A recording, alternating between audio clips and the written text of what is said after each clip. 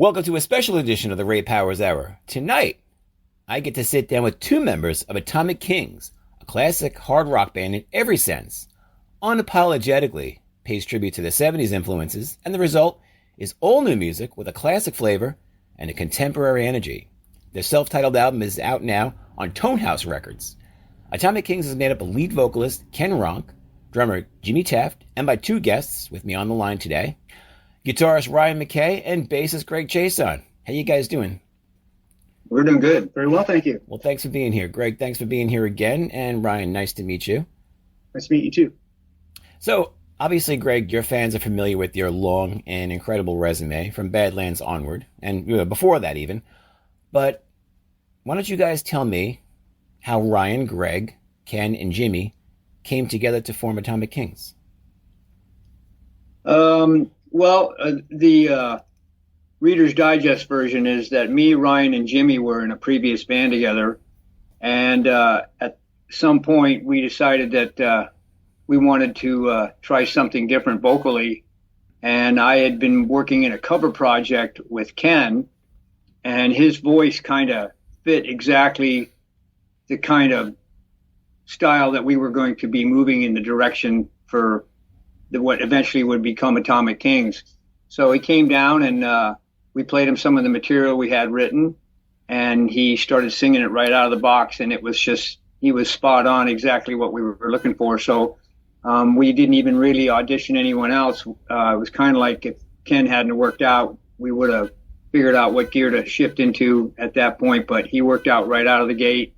And it's been kind of from a creative point of view, a marriage made in heaven, so to speak.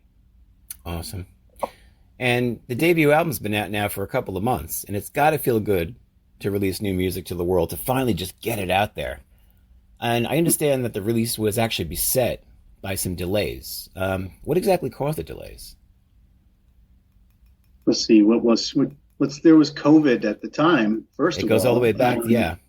Yeah, but I mean, even in as late as 2021 and into 22, if you got COVID, then everything kind of still was, it was still shutting things down. And our label's based out of Las Vegas, so we were going up there to record and coming back home, and that took some time to coordinate, sessions and whatnot. And I think the main delay was we decided to pull up stakes once we'd gotten the rhythm tracks done, the drums, the bass, the guitars. Once that was done, rather than having Ken come up there and sing week in and week out, and that's kind of what the process was. The guitar players and drummers, we could do 8 hours straight, right, but singers physically can't. So Ken could go up there and get one song done, come back, go up there again, get one song done, go up there again. Oh, wait, someone's got COVID, 2 weeks off and back. And so, and finally we made the decision after, 8 or 10 weeks of this, is that we should bring this back. Because I've got a little studio at my house. I've got some pretty good preamps and good microphones. I said, well, I can at least do vocals. So I stuck Ken in my walk-in closet in my bedroom. Still there, actually. We'll let him out. Let's behave everything. But yeah, so we finished it back in Arizona here at my place, and once we got that rolling, things started to get going. Then it was time to mix, then it was time to master, and then it was time to roll out the album, as you do. So that was pretty much the delay, was just the distance between us and the label. Logistics. The way that we mixed it is the label, Jason, he would mix a song and then he'd send it to me and Ryan, and then we would go over it and make whatever changes we thought were appropriate for that song, and then send it to him. And then when we got back and forth 2 or 3 times where we got it close, then Jimmy and Ken would get involved and have their opinion on what we needed to do, what Jimmy might want to hear on the drums, what Ken might want to do vocally different, or a different reverb or an echo or whatever. And so it's really mixed by all 4 of us with the label, and that's always time consuming, because not one person has complete definitive say over it. We all had an opinion on what we thought it should sound like, and to be perfectly frank, we're really happy. We think we hit it, we think we hit a home run with the production of it.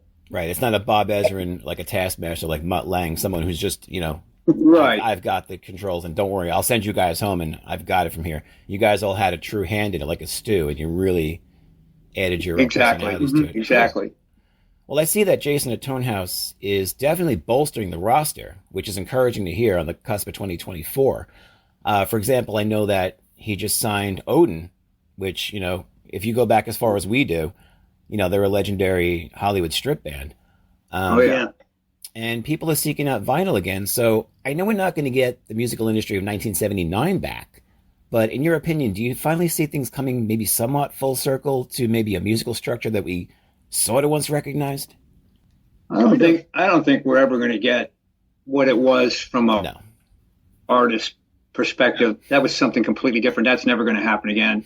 But as far as the way things are done sonically, right. I would think that people are wanting to get something that's more visceral, more, real sounding. And I think there's a big push to that. And a lot of that has to do with vinyl. Ryan's a big vinyl guy. And so when we were mixing this, there was always a thought that at some point maybe it could go to vinyl. Right. And it still might at some point. We're working on a few things with this record from a marketing promotion point of view to try to move it into a bigger area. So if that happens, I think we would like to have it be vinyl. And I mean, I always enjoyed buying a record, looking at the record, reading the liner notes. The sound of a record sounds better. And I think Ryan probably agrees with that. I totally agree with that. Yeah. The other thing too, like I think in terms of the industry, there's a lot of I think the artists now have a lot more control. I know that with our label, we had pretty much our run of what we wanted to do, and that seems to be the way it is now. It's usually smaller independent labels that are signing bands and then giving them pretty much free reign. So the artist is in charge of their own careers more now than ever. Right.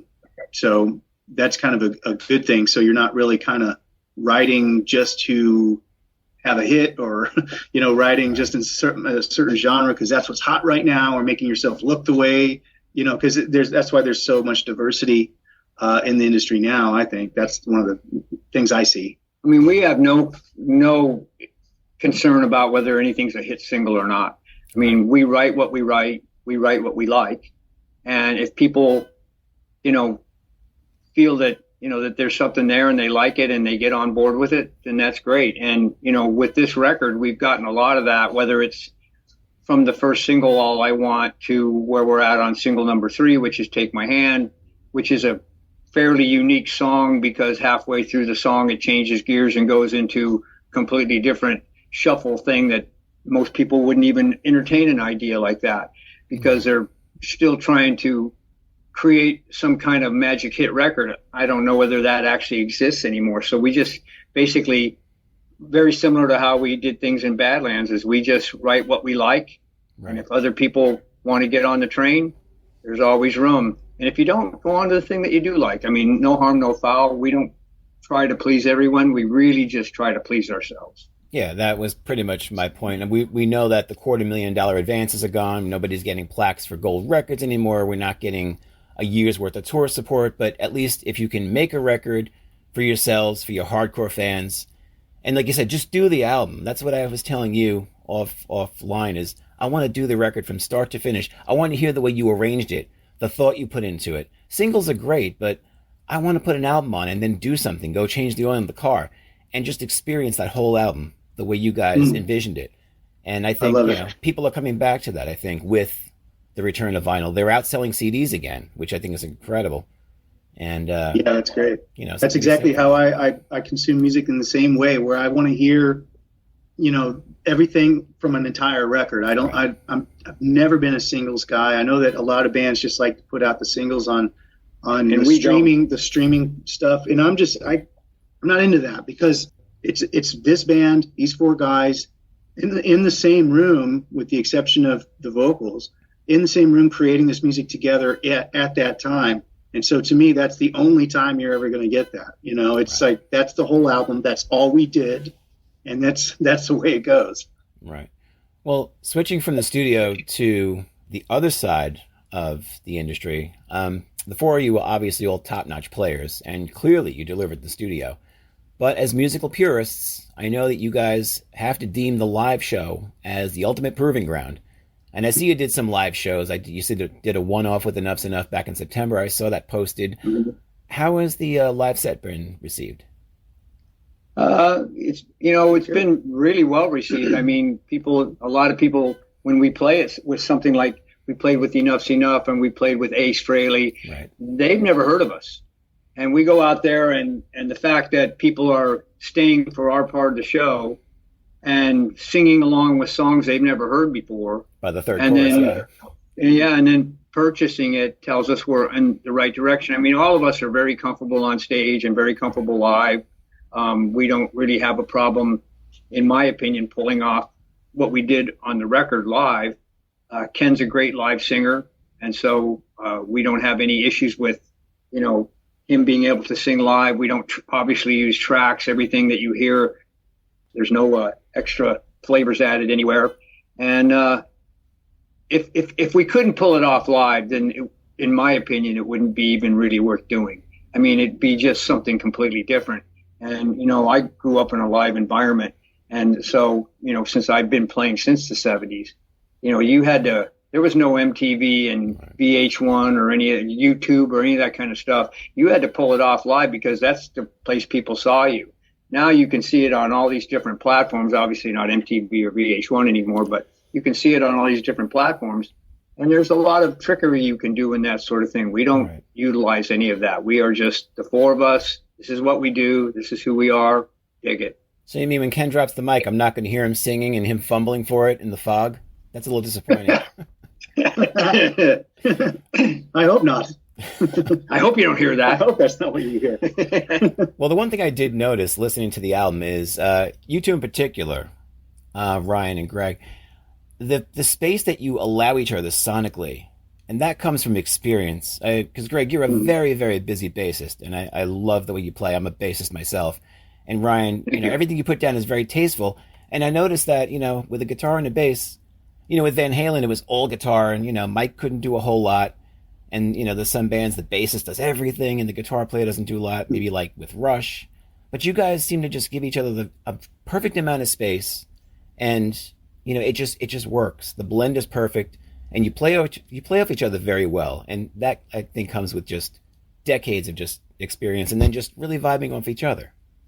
Well, that's credit to Ryan, to be perfectly honest. I mean, when we first started playing together, I had seen him play, and I really liked the way he played. He's got a very 70s vibe, and he's got a huge vocabulary of 70s chops, which appealed to me.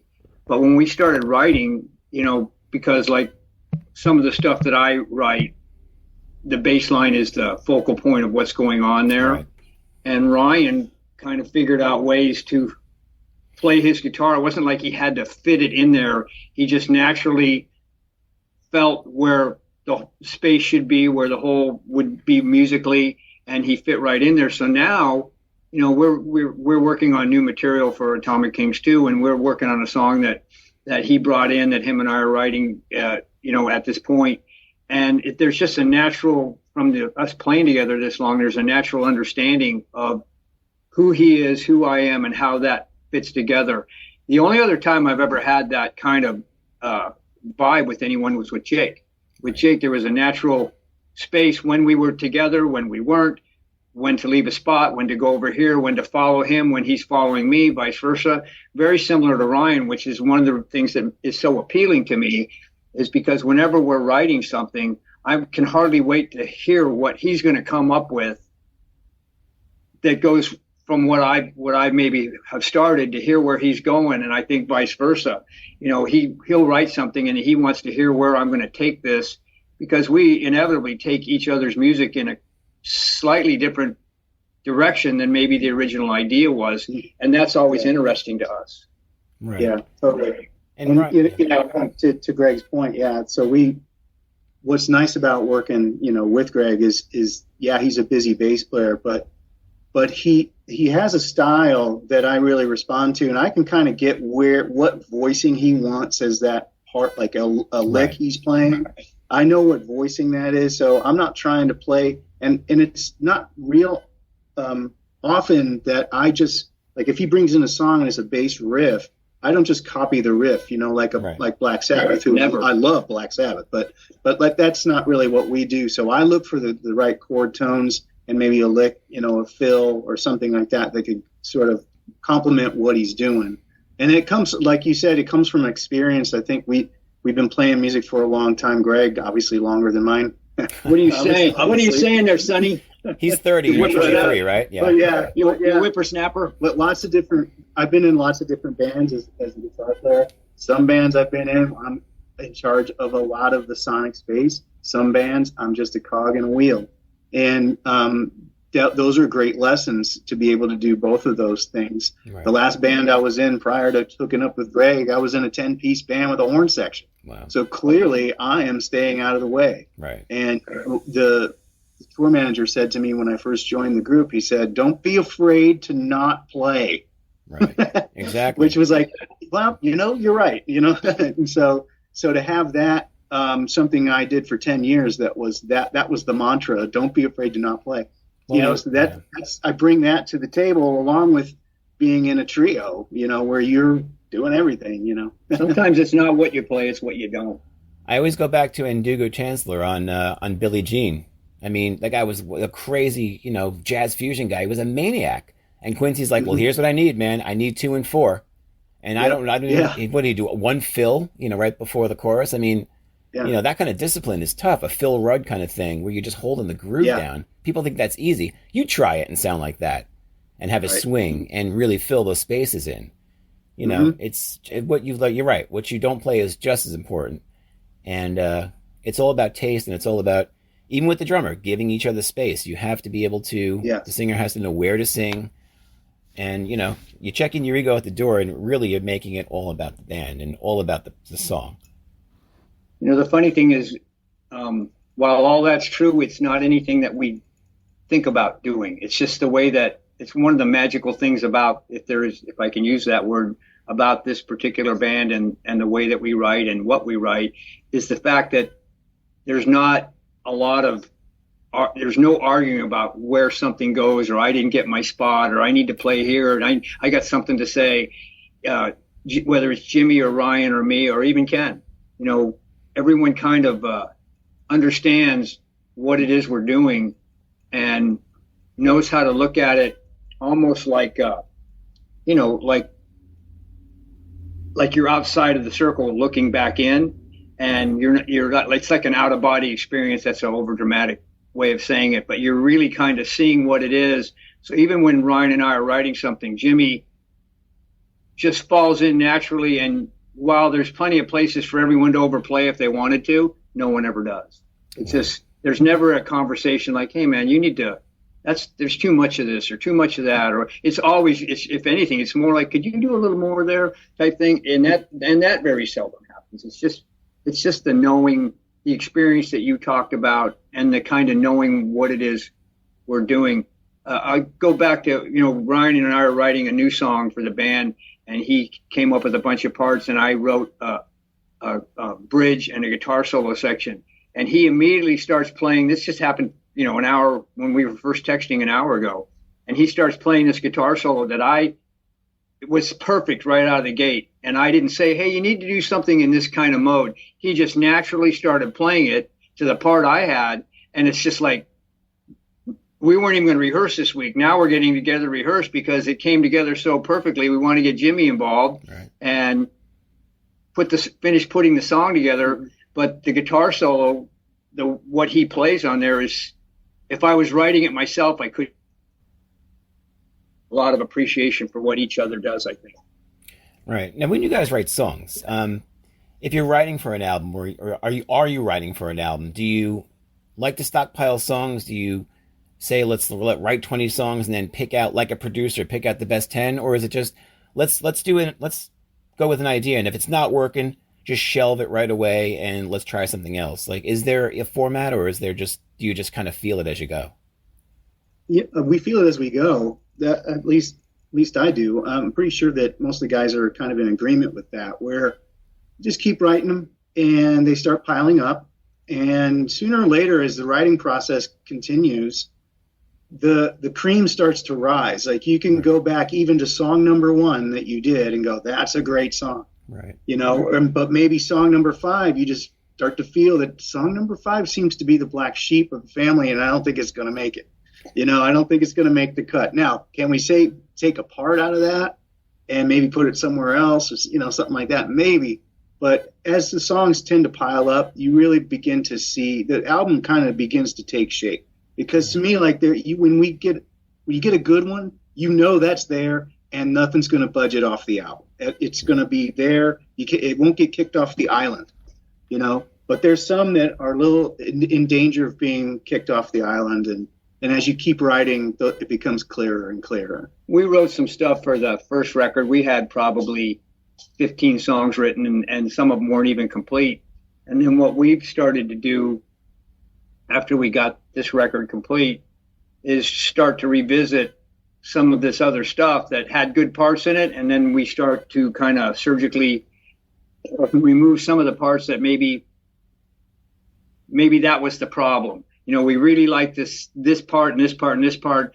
This part is kind of like dead weight here. So then we start going through and rearranging and taking stuff out and maybe adding new stuff.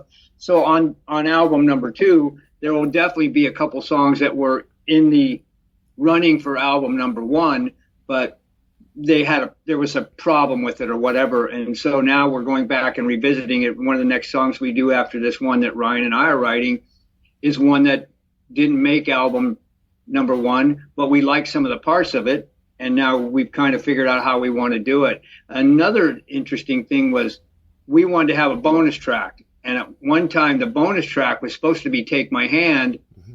And the song that ended up being the bonus track, which is called Illusion, was going to make the record. Well, when we started mixing it and seeing how it went together, I went to Ken and said, I think Take My Hand has to make the record. It's so unique and so different and so cool how it goes together. Let's take Illusion now and make that the bonus track. And maybe on the next record, we'll re-record it, because over the course of us playing it live and everything else, it's our closing track when we play live. It's kind of morphed into something completely different than we originally started it to be. So it might make record number 2, or maybe it won't make it at all. But as we write other things, Ryan was just telling me before we got on the interview that he's really in a writing mode, and I'm always in a writing mode. And let's just keep writing till we feel like, I think we've said everything we want to say here, and see where we're at. If it's 15 songs, 12 songs, 20 songs, who knows? We have about 5 written. We'll definitely write another 10, probably, because we don't plan on having it to record till the beginning of next year. We won't have anything out till the summer. So we have the luxury of taking our time and picking the best material that resonates with all of us and going from there. Now, I know you guys don't write singles, to write singles. Now, we have to get this on the radio. But, far and away, you could see the lead single, All I Want, is a radio hit, and it definitely worked for most radio formats. When you hear that just mixed and you hear that, once it's mastered, do you say, yeah, this is definitely, this is radio stock and this is definitely a hit? We did on that one. Yeah.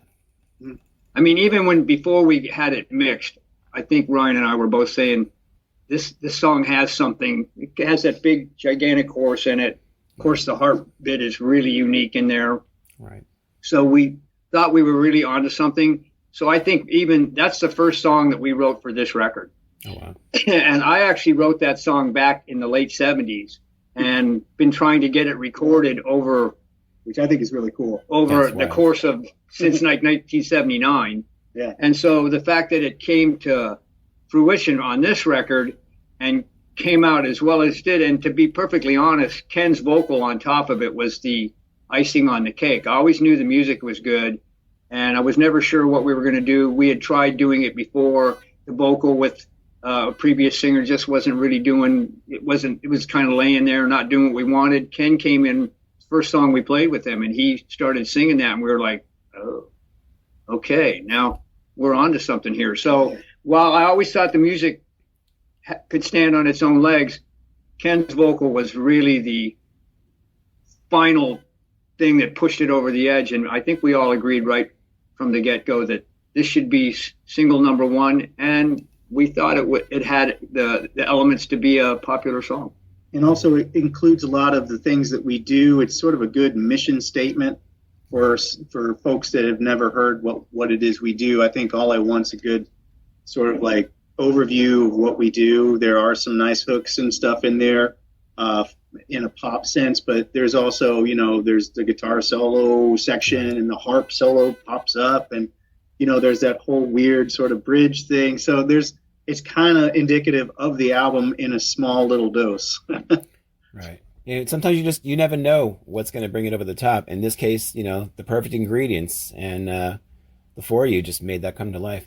I wish I could do this all night, but finite time with these crazy apps. And let's face it, people's attention span is about this.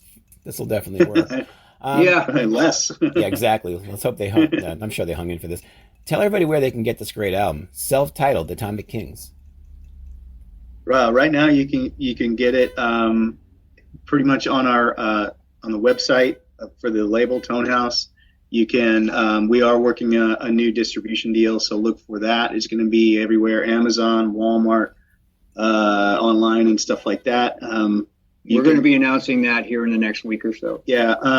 So we're excited about that. Finally getting a larger distribution channel open up for us. So. And it is on all the streaming services, so you can check it out wherever it is if you're paying for the streaming service, we're there. And we do have a Facebook page, Atomic Kings, and you can buy it off the Facebook page. We'll autograph it for you and mail it to you. And it's been relatively popular. We've sold through, 5 pressings of it. Wow. And we're pretty happy with the way it turned out. And it just kind of firms up our belief that we're onto something that resonates with someone. I love it. Ken, Jimmy, Ryan, and Greg, collectively Atomic Kings, go get the record. And I can't wait to get my copy. I want mine autographed as well. I'm an audiophile. Hit us up. That's the best way to do it. Just hit us up. It doesn't cost you anything extra. But if you find us on Facebook or Instagram, just message us, and we'll work it out. Chase them down the parking lot. Yeah, exactly. That works too. We'll take care of you, brother. Thanks. I appreciate it. Guys, have a great night. God bless. And just thank you. Keep on giving them hell, man. Go rock. Alrighty. Thanks, man. Have a great Appreciate night. it. Bye-bye.